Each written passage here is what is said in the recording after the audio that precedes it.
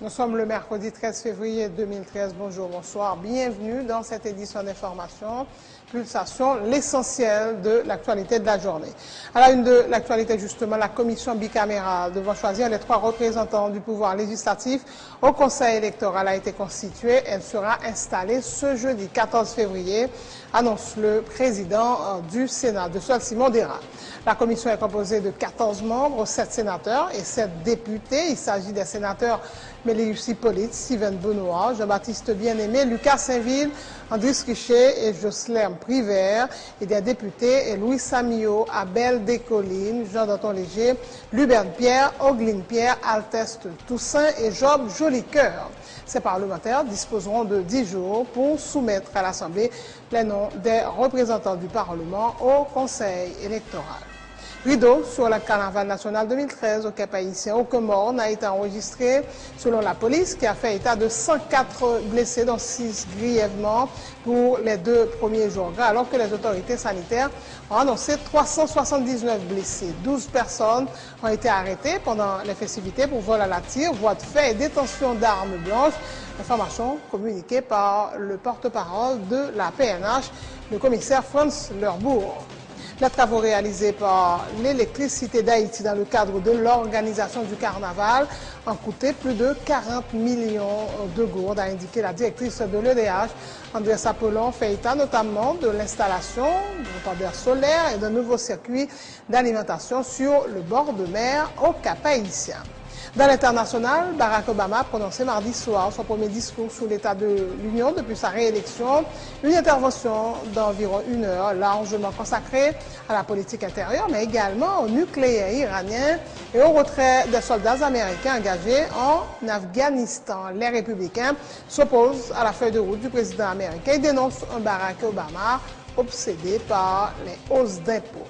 Et en sport, 8e de finale aller de la Ligue des Champions, le choc entre le Real et Manchester United. Belle performance ce mercredi des Red Devils qui ont arraché le nul à Bernabéu au terme d'un match très intense. Voilà, mesdames et messieurs, pour le menu du journal. Ou c'est fanatique boule qui a roulé tout partout, ou remettre toute discipline dans la sport, ou voulez soumettre en discussion avec amis pour tout ça qui concerne l'actualité. Nous avons un bon jambette sous toute équipe, entraîneur, joueur, pour qu'on ait l'œil en forme, l'œil en baisse. Il y a un bon jeu d'information avec précision sur le mouvement de transfert dans mi-temps équipe. Point boule, sur Télépluriel, chaîne 44, chaque lundi, 8h03 pour 9h30. Même émission ça, on peut regarder encore chaque jeudi, sorti 4h pour arriver 5h30. Point boule, une émission avec 2 plus gros noms dans la sport en Haïti. Rudi Sanon, avec Ralph Francis.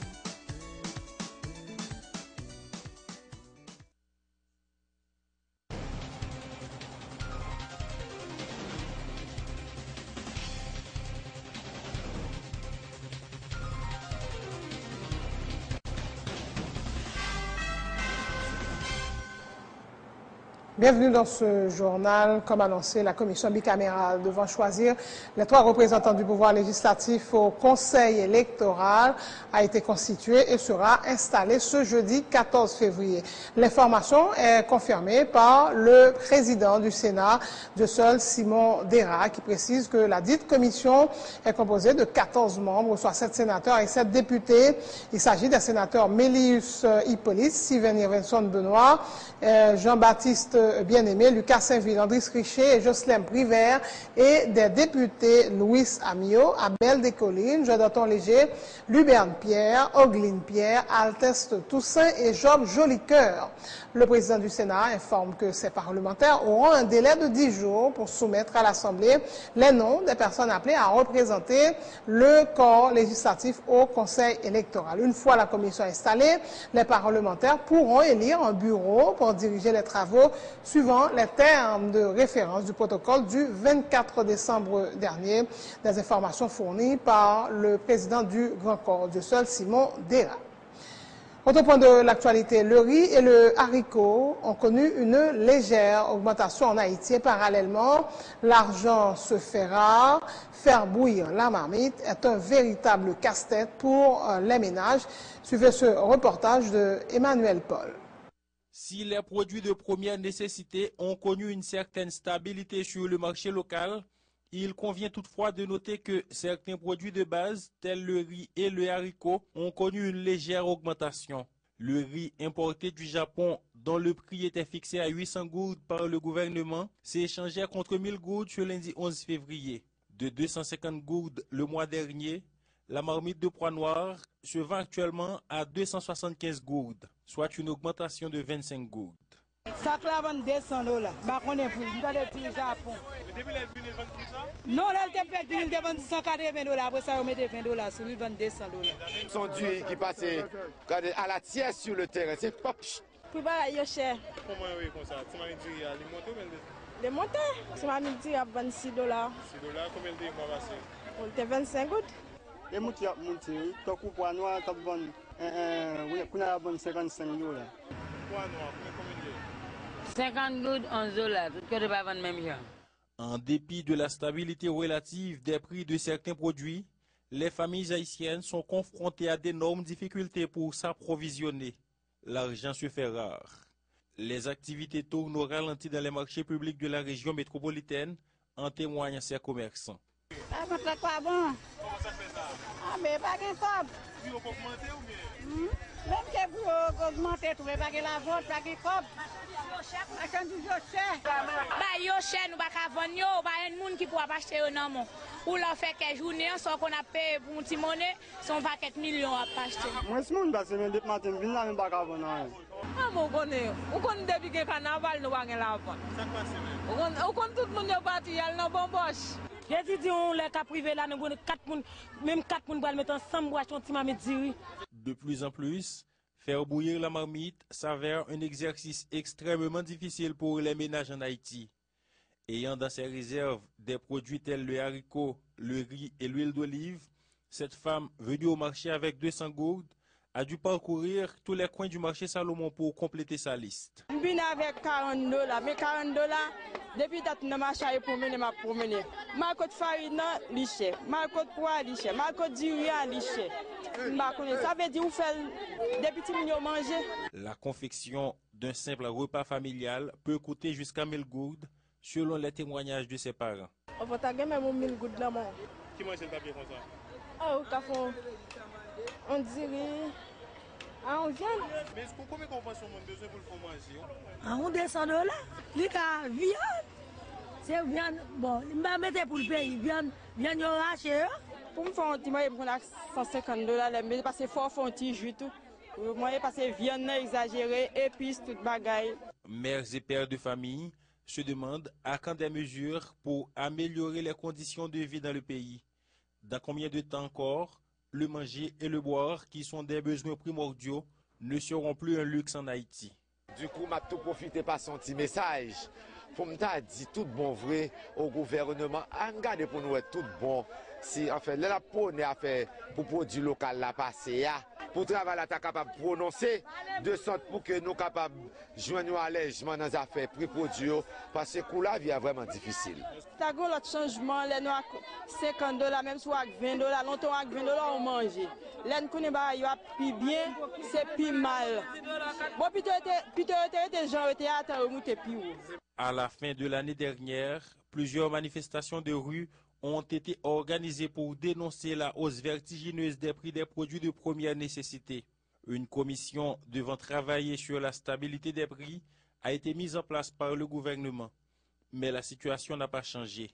Le coût de la vie reste toujours très élevé.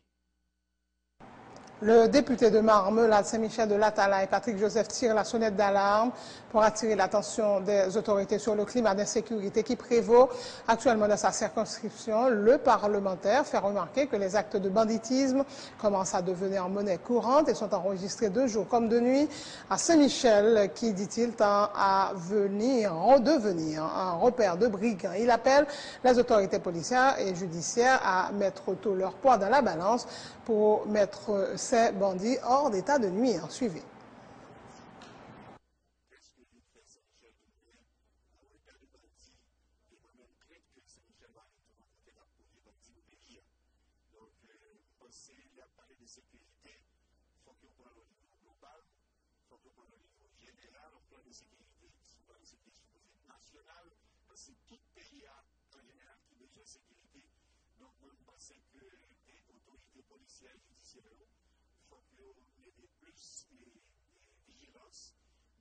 Responsabilité que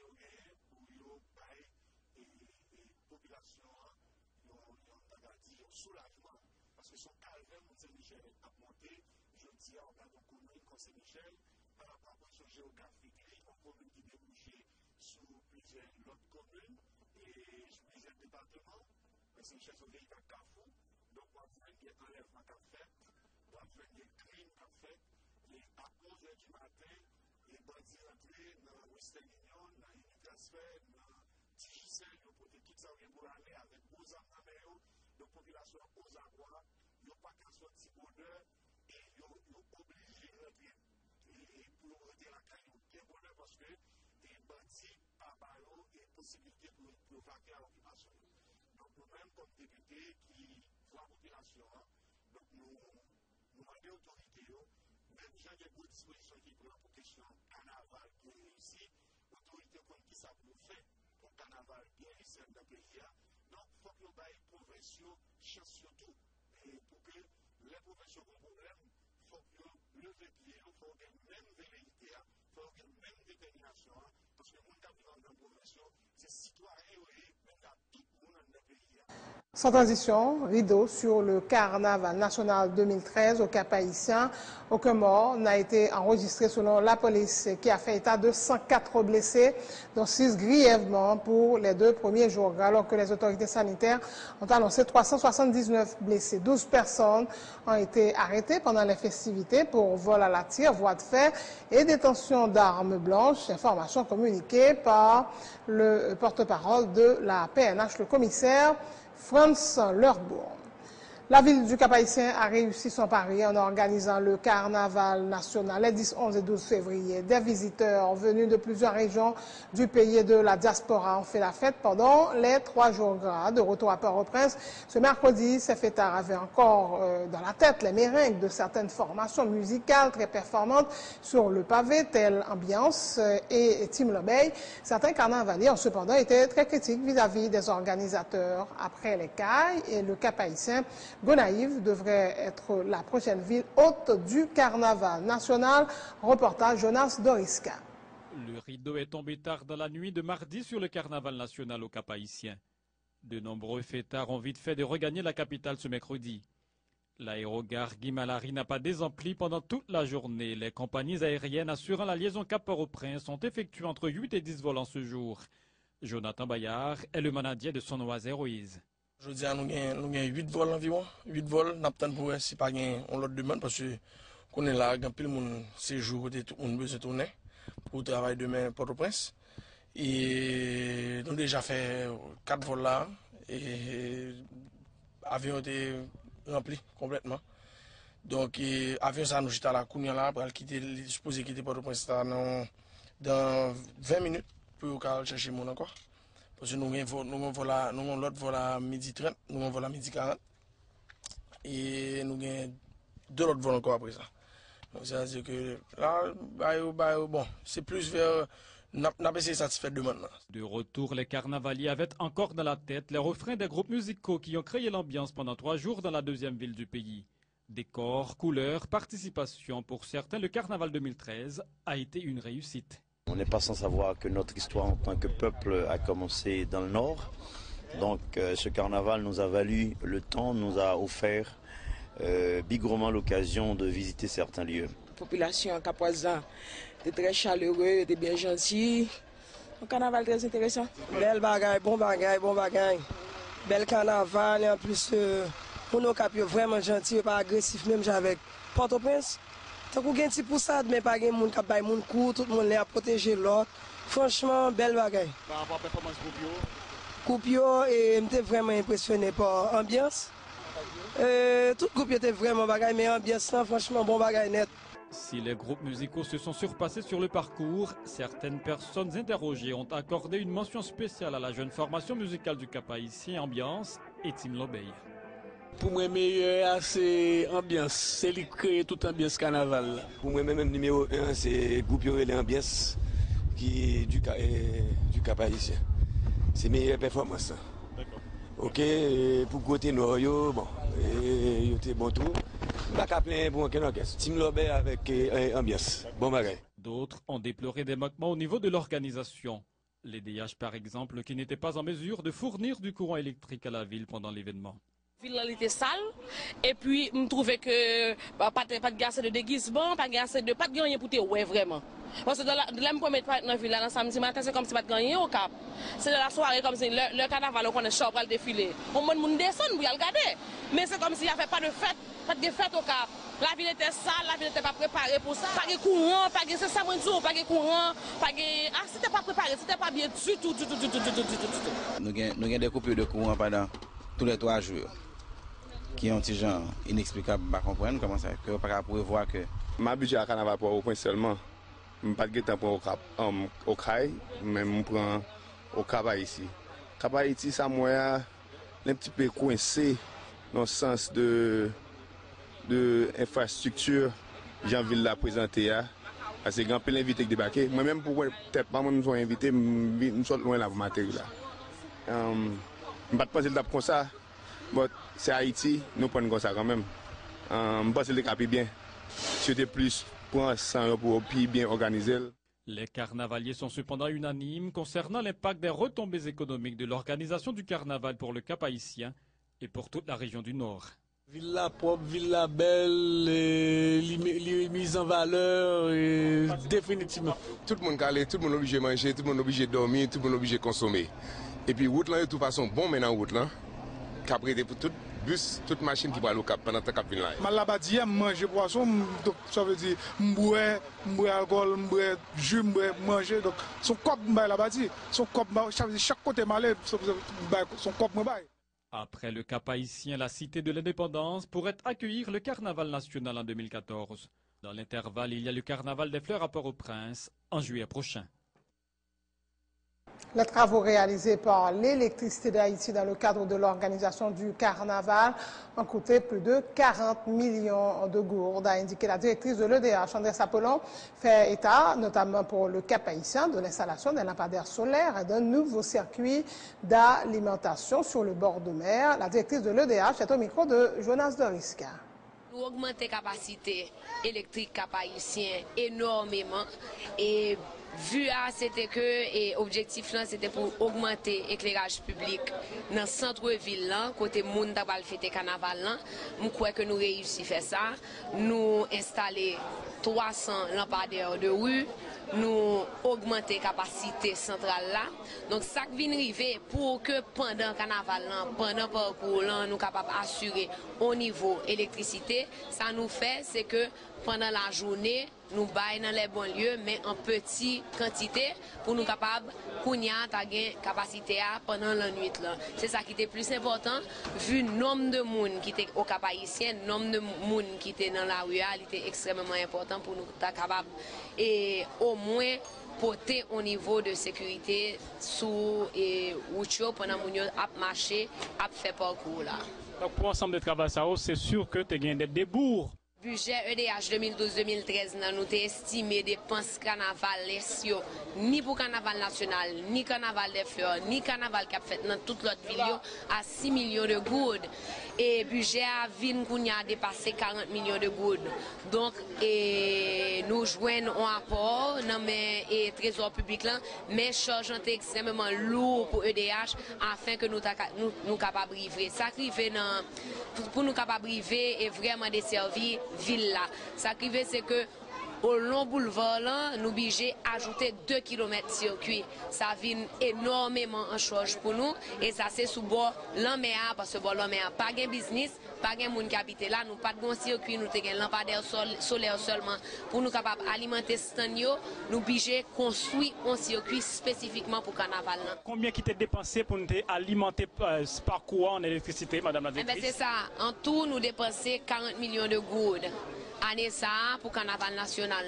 Donc je me dis nous vraiment dépassé budget que nous te prévoir, mais avantage c'est que Monocap a bénéficié et pour le temps à venir de augmentation ça. Donc augmentation éclairage public là surtout. Donc quand même son dépense mais si nous voulons ouais résultat faut investir et son investissement livinier. Le ministère de la Justice et de la Sécurité publique a lancé il y a quelques jours son programme d'assistance légale à Port-au-Prince. Le but est de réduire la détention préventive prolongée et de garantir l'accès à la justice aux plus démunis. Ce programme a été élaboré de concert avec la MINUSTA. Jonas Doriska. Violence basée sur le genre, c'est l'objectif de cet atelier organisé ce mercredi à Port-au-Prince sous le thème « Réforme juridique, opportunités pour renforcer les recours et les réponses législatives à la violence sexuelle en Haïti ».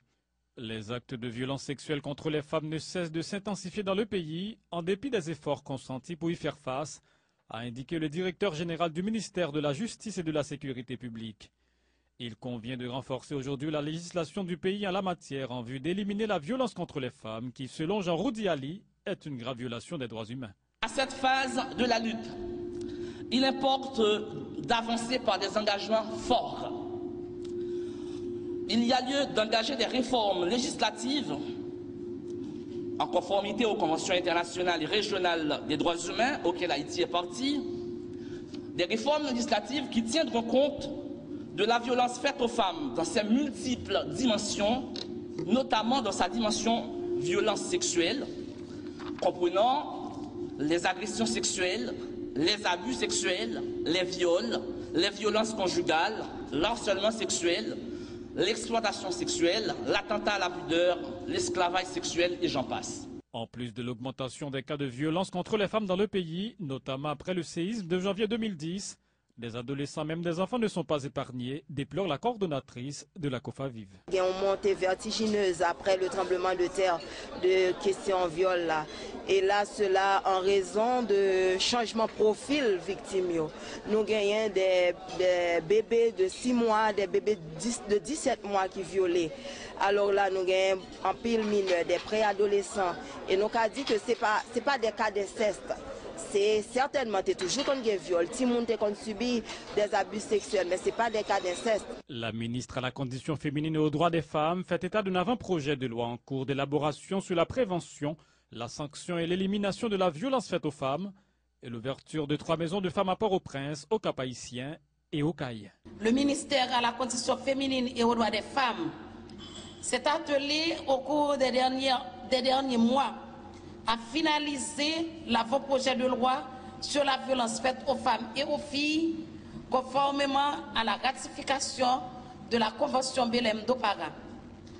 Cette loi cadre viendra renforcer la législation haïtienne dans les domaines de la prévention, des sanctions et de l'élimination de toutes les formes de violence à l'égard des femmes. Les réformes législatives constituent un pas crucial dans la lutte contre la violence sexuelle et sexiste, a souligné pour sa part Deo Ndikumana, l'officier en chef de la Banque mondiale. Les réformes législatives sont une première étape importante qu'un pays doit prendre pour s'engager dans la lutte contre la violence sexuelle.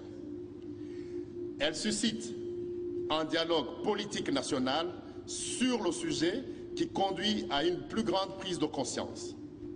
Cependant, il est également important d'avoir en place un plan de mise en œuvre solide et d'anticiper les problèmes potentiels afin d'aboutir à un changement fondamental dans la communauté.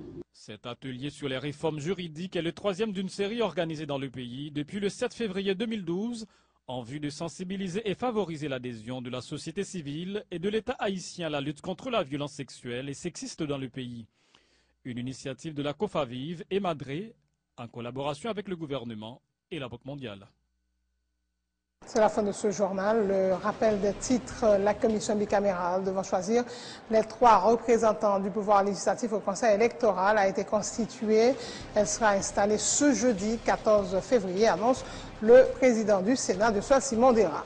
La commission est composée de 14 membres, 7 sénateurs et 7 députés. Il s'agit des sénateurs Mélius Hippolyte, Sylvain Benoît, Jean-Baptiste Bien-Aimé, Lucas Saint-Ville, André Richer et Jocelyn Privert, et des députés Louis Samio, Abel Descollines, Jean-Danton Léger, Luberne Pierre, Ogline Pierre, Altesse Toussaint et Job Jolicoeur. Ces parlementaires disposeront de 10 jours pour soumettre à l'Assemblée les noms des représentants du corps législatif au Conseil électoral. Rideau sur le carnaval national 2013 au Cap-Haïtien aux Comores a été enregistré selon la police qui a fait fait état de 104 blessés, dont 6 grièvement pour les 2 premiers jours, alors que les autorités sanitaires ont annoncé 379 blessés. 12 personnes ont été arrêtées pendant les festivités pour vol à la tire, voie de fait et détention d'armes blanches. Information communiquée par le porte-parole de la PNH, le commissaire Franz Lerbourg. Les travaux réalisés par l'électricité d'Haïti dans le cadre de l'organisation du carnaval ont coûté plus de 40 millions de gourdes, a indiqué la directrice de l'EDH. André Sapelon fait état notamment de l'installation des lampadaires solaires et d'un nouveau circuit d'alimentation sur le bord de mer au Cap-Haïtien. Dans l'international, Barack Obama a prononcé mardi soir son premier discours sur l'état de l'Union depuis sa réélection. Une intervention d'environ 1 heure largement consacrée à la politique intérieure, mais également au nucléaire iranien et au retrait des soldats américains engagés en Afghanistan. Les républicains s'opposent à la feuille de route du président américain et dénoncent un Barack Obama obsédé par les hausses d'impôts. En sport, 8e de finale aller de la Ligue des Champions, le choc entre le Real et Manchester United. Belle performance ce mercredi des Red Devils qui ont donc arraché le nul à Bernabeu au terme d'un match très intense. Merci d'avoir suivi ce journal. Je vous laisse avec de très belles images du Cap-Haïtien pendant les 3 jours gras, des images glanées sur le net. Et on va commencer par le bal des reines.